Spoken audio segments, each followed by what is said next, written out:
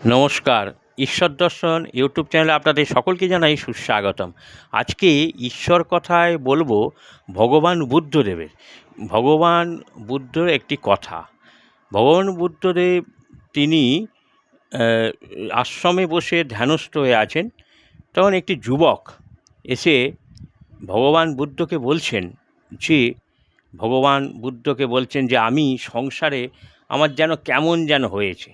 হ্যাঁ, আমি কোনো কিছু ঠিক করতে পারছি না। আমার মানে সংসারে যেন কি তা মায়ার মতো সব হয়ে গেছে। তা আমি কী করে আপনার শরণে আসব, সেইটাই আমি বুঝতে পারছি না। তখন ভগবান বুদ্ধ বলছে যে আমি তোমাকে শিষ্যত্ব দেবো, কিন্তু তার আগে তোমাকে একটা পরীক্ষা দিতে হবে। যে কী পরীক্ষা? বলছে তোমাকে শ্মশানে যেতে হবে।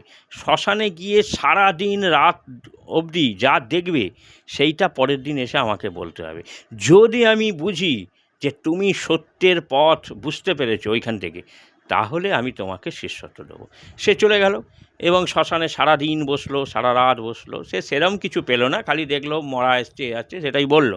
ভগবান বুদ্ধ বললেন যে এটা হলো না, তোমাকে আবার পরের দিন যেতে হবে। পরের দিন আবার গেল, গিয়ে সারাদিন বসে আছে। ঠিক সন্ধ্যের সময়, একদম মানে সূর্য অস্ত যাবে এই মুহূর্তে, দেখছে যে বলহরি হরিবোল করে আসছেন এবং দেখছেন সেই যুবকটি যে তার বাবা, ভাই এবং পাড়া প্রতিবেশী আত্মীয় স্বজন আসছে বলহরি হরিবোল করে। সে অবাক হয়ে গেল, কে মারা গেছে, কে গেল? তখন তার আশ্চর্য, তার কৌতূহল বাড়ল। সেই মরা লাশটিকে তারা রাখলো শ্মশানে। তখন দেখছে যে সেই শুয়ে আছে, সেই যুবকটি। সে আশ্চর্য ভয় পেয়ে গেল, এটা তো আমি। আমার বাবা মা সবাই আত্মীয় স্বজন, কেউ ভালো বলছে, কেউ খারাপ বলছে।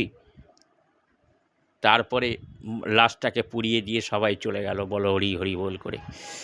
আমি সারা রাত বসে কাঁপছি এবং ভাবছি একই দেখলাম। সকালবেলা গিয়ে ভগবান বুদ্ধকে জানালেন। ভগবান বুদ্ধ বলল, এবার তোমার জ্ঞান ফিরেছে, তুমি চৈতন্য হয়েছ, তোমাকে আমি দীক্ষা দেবো। এই বলে তাকে দীক্ষা দিয়েছিল। এই ছিল ঘটনাটি শুনবেন বেশি বেশি করে। চ্যানেলটাকে সাবস্ক্রাইব করে দিতে ভুলবেন না। নমস্কার।